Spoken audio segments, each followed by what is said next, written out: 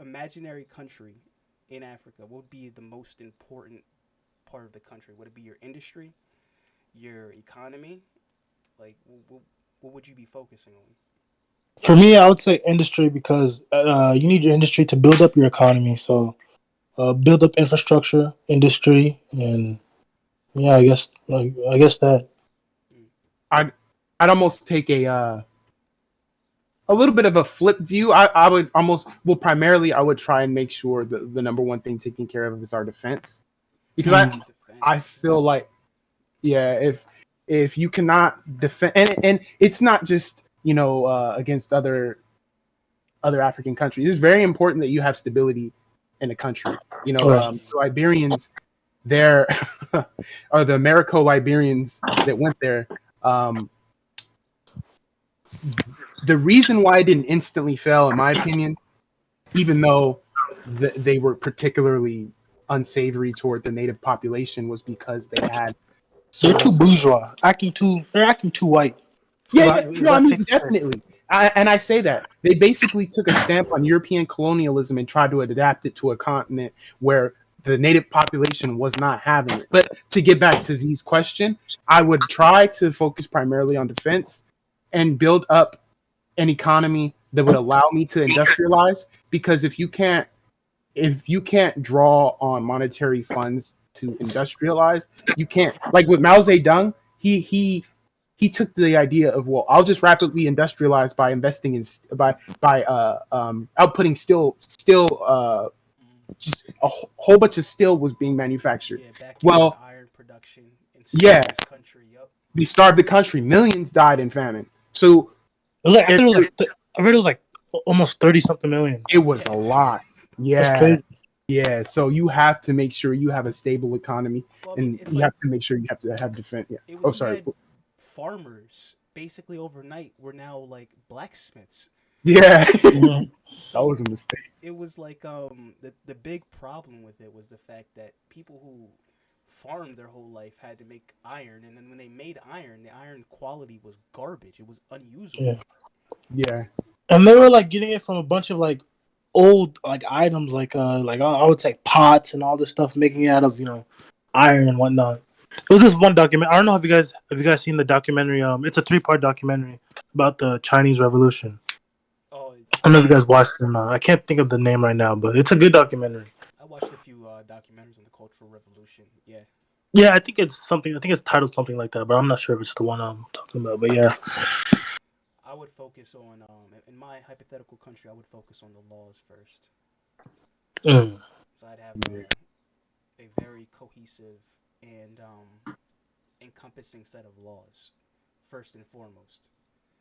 And yeah, I think because I think I'm more so thinking about the order of the country. So yeah, you could have strong industry or a strong defense, but if there's no in my opinion, if there's no order, if there's no rules that anybody lives by, then it's just bedlam. Mm. I Yeah, mean, that's a good point. like if you take Saudi Arabia for example, they have very strong laws, like they're stealing laws. Like almost nobody steals in Saudi Arabia, and you guys know why? Why? Punishment is harsh. Yeah, because they cut your hand off. Yeah, Wow. yeah. I would definitely take the route of being a dictator, not in a edgy sort of Nazi prone sense, but more so the fact of supreme rule. Like it's Mhm. very important that a country, especially for an African country, that your rule is iron cast, especially if you're a competent leader. This is why I don't really believe in democracy for especially for African countries. You know what the FBI calls presidents? Transients. And they call them that because they know that they'll be gone. At Mhm. most, you have 8 years. And then what happens after a president, Obama puts in Medicare for all. He wanted to do that. Trump comes along. Oh, terrible program. Reverses it. There is the illusion of change within the American ecosystem due to democracy. The laws that they want that help the elite are iron cast, Mhm. but the rest of the stuff is just transient. The presidents don't matter; they're figureheads. The Mhm. the the framework is already set for America, and you know, mean, you I guys. think that's why I think on your point, I think that's why Rwanda is doing so great. I mean, Kagame's been president since the civil. I mean, not the civil war, the genocide, Yeah. and he's kept the country afloat for a long time and built it up. I mean, his ideas. I mean, imagine if another president came in while he was, imagine if another president came while he was in president. Yeah. It The totally whole, reversed everything. his whole idea would have went to trash. It would not be the Rwanda we see as it today. Yeah, exactly. And I think it's also important. The leader should be iron cast. The people around the leader, I think it should be very African in character, where you're listening to the people. The people are your voice. The king is just giving just voicing back what people's desires are. What I do like about the American Constitution is the right for a militia, because let's just say you have it to where the citizens can never rise up, this and that. My rule is final. Well, what happens when you're assassinated and the Americans put in their own bootlicker somehow? What are you going? How are the people supposed to look at this government, which is clearly saying you don't have the right to do this? Even though you say that might not always. People will still rise up. I mean, we're humans. It's humanity we're talking about. I, But there should be checks. Sorry, go ahead. I was just gonna add. I honestly think that guns or arms, even we can go past guns and just say all arms are a human right. Yeah, yeah. You have to be. Yeah, I mean, you You have to have to. have the Yeah, ability to raise arms in any country. yeah, I think that is a human right, and it should never be yeah. violated. You look at any country Exactly. before any country's taken over. What's the first thing they get rid of? They get rid of The your ability guns. to bear arms. Indeed. Exactly. Yeah. And that's why I'm particularly looking at California's new gun laws. They're making all these, especially. I live in California, bro. Let me tell you, there are so many regulations. You can dang near barely even own a dang 22. Like, it's very suspicious because like you said, what is the first thing you want to do when you trample someone's human rights? Oh, just take their means of defending themselves away. Guns are somehow unnecessary now, despite American culture dealing with it's integrated in the American fabric. Guns. And you take that away, you must be getting ready to do something very heinous. Mm-hmm. And I think it has something to do with these inoculations. People tell me, they just say, oh, you're a conspiracy theorist, yada, yada, yada. But if you look at the hardline evidence, the World Health Organization contacted the Department of Defense around, I think, the 60s and asked if they could develop an immunity destroying agent. What is this? What agent that we know that exists out in the world today that destroys your immune system over a period of time? HIV. So it's very concerning to me. Mm-hmm. And that's not far fetched at all. It's really not. It's just crazy. Yeah. The people. I mean, people are like been just so chemically dumbed down. The society, like They are. they just.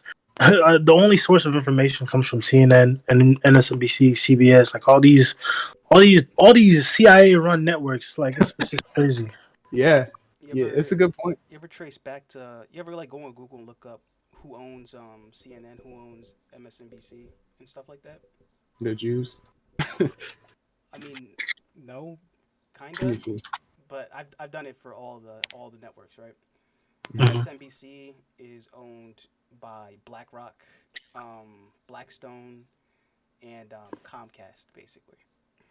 Mm. So it's like, what is Comcast and investment vehicles want you to know about the world that you can't find out for yourself? Mm-hmm. CNN is owned by it's owned by Bell, which is a government run organization. So Wow. Wow.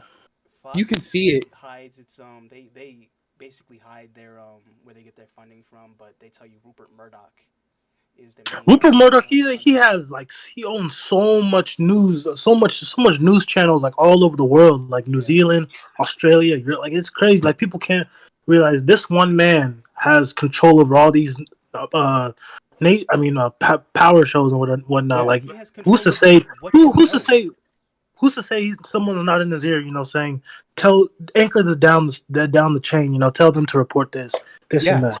And that's exactly what happens. Noam Chomsky said the minds of the public are gone because Mhm.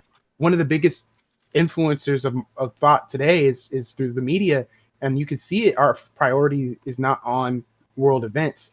Instead, we're distracted and given Kim Kardashian's ass or you Right. know I mean, like nobody's real. Like nobody. Like more people are talking about Rolling Loud than they are about all this crazy. This like the weather's like. Has anybody been realizing how crazy the weather is? Like it's flooding like in parts of Europe. You know those crazy wildfires and still in California going on. Like Yep. a bunch of crazy. There's a bunch of crazy stuff happening in China too. China got part of China's flooded right now. Yeah, I think their dams are looking like they might burst soon too. Yeah, and then there's in the around the same location that the Olympics is located. Apparently, there's some typhoon or that's supposed to hit or something like that. So it's crazy. Yo, Crazy. that's wild, man. And it's Mm-hmm. like I think the main thing that we see is that these government bodies, these investment vehicles, or these individuals like these billionaires like Rupert Murdoch or the guy who owns WAPO, Jeff Bezos, or et cetera, et cetera. Like they basically control the narrative. Mm-hmm. These small groups of people are basically telling the majority of people what to think, when to think it, and how to think.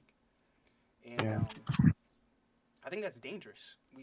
It is dangerous. News should Very be dangerous. extremely decentralized, and it's right now it's looking centralized, extremely centralized. Mm-hmm. I hear people talk about this stuff all the time on Twitter, but like it's really just like gossip and like they just like the idea of this stuff. Like nobody really wants to actually do something about it. You know, they could talk about it all the time, but nobody really wants to act on it.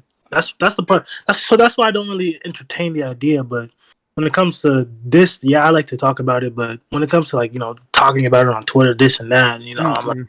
Yeah, It, there's really no point. if It's just if it's looking like it's for likes and retweets yeah, and whatnot. it's it's about like I think someone would call it like intellectual fulfillment. Like because if like you could I pretty would much say better. I would say this one better. It's more like intellectual masturbation. exactly, exactly exactly.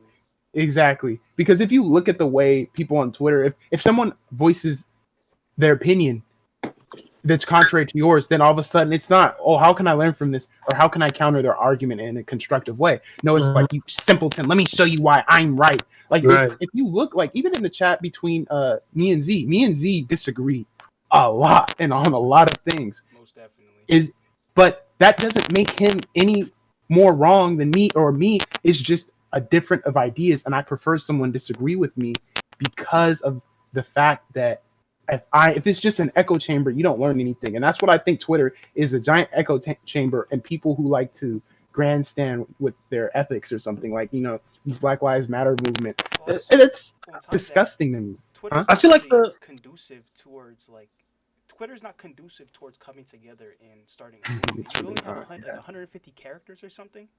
yeah. Yeah, it's So just, for one, that's facts. you can't create a cohesive thought with 150 characters, and nobody's gonna read if you spam them with six different paragraphs. For one, Yeah, Mm. it's true. and I also, feel like the intellect. My bad. no, go on, go on.